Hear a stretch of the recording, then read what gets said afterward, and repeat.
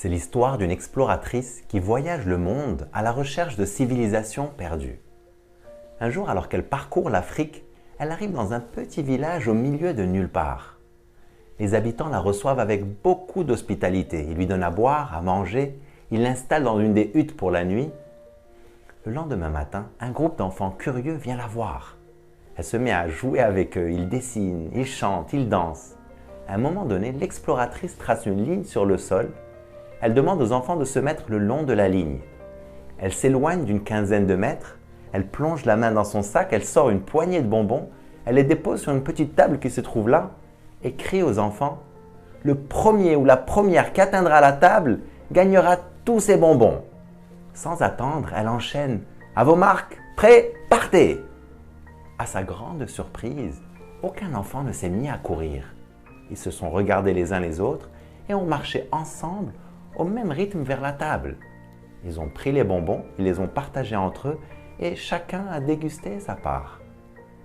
Étonnée, l'exploratrice demande aux enfants « Pourquoi vous n'avez pas couru? L'un d'entre vous aurait pu avoir tous les bonbons pour lui. » Un des enfants lui répond spontanément « Comment l'un d'entre nous peut-il être heureux si tous les autres sont tristes ?» L'exploratrice est restée de pierre. Elle qui pensait que c'était une tribu sous-développée, elle a réalisé que peut-être sur certains aspects, ces personnes sont en avance et qu'elle a beaucoup à apprendre d'eux. La vie n'est pas une course contre les autres, mais une expérience avec les autres. Malheureusement, on vit aujourd'hui dans une société où il y a comme une tendance à l'égoïsme ou à l'individualisme. On s'en fout d'écraser les autres ou même de tricher pour soi-disant réussir ou gagner.